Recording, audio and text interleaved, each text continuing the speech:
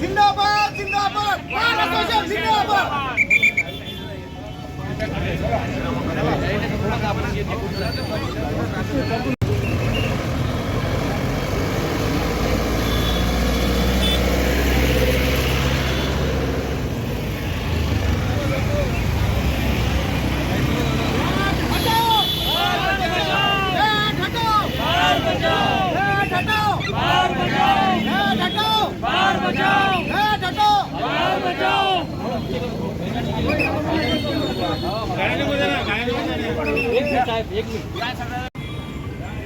अमरावती जिल्हा व शहर वाईनबार असोसिएशन तर्फे आज अमरावती बंद ठेवलेला आहे। तसंच महाराष्ट्र असोसिएशनने सुद्धा आज बंदला पाठिंबा दिलेला आहे। महाराष्ट्राच्या जेवढ्या वाईनबारच्या असोसिएशन आहे सगळ्या आजच्या बंदमध्ये सामील झालेले आहे।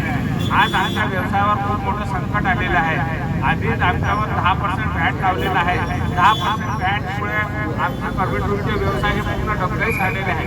शहरात 7 लाख रुपये लायसन्सी आहे, आता 15% परत वाढलेली आहे। आणि त्यानंतर आता नदीला वाईनचे भाव सुद्धा वाढलेले आहे।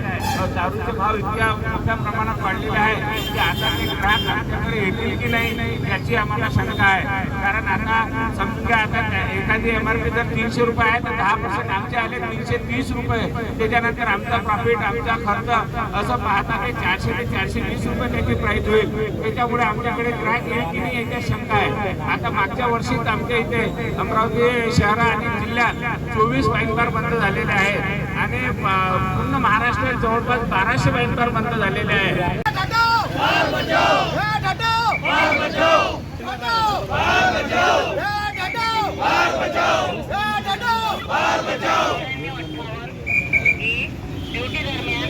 जिंदाबाद जिंदाबाद बार असोसिएशन जिंदाबाद।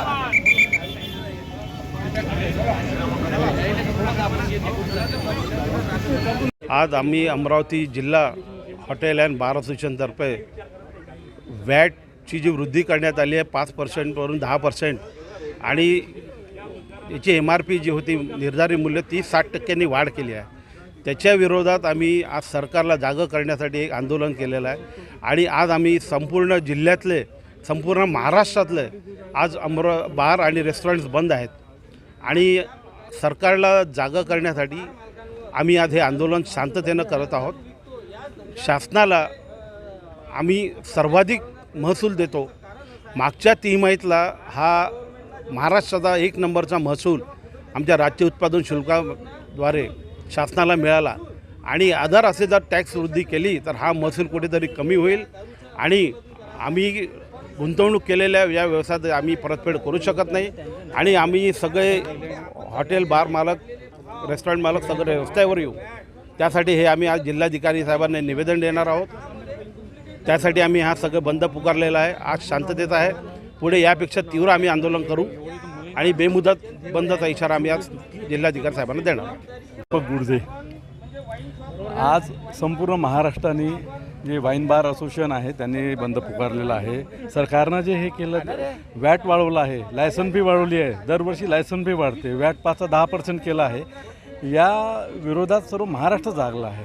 म्हणजे अशी परिस्थिती झाली बारवाल्यांची का भयानक परिस्थिती खराब झालेली आहे आणि ह्या वॅट वृद्धीमुळं आणि ह्या रेट हाईक केल्यामुळं, एक्साईज ड्युटी वाढवल्यामुळं जे अवैध धंद्याला उगतील, डुप्लिकेट दारू येईल, त्यानंतर हातभट्टी झाली, हे प्रमाण वाढलं। त्याच्यामुळं काय होईल का, हे जसं वाढलं तर काही लोक मृत्यू पावतील त्याच्यामुळे शासनाला जाग आली पाहिजे आणि आमची जी मागणी हे पूर्ण केली पाहिजे। जय हिंद, जय महाराष्ट्र।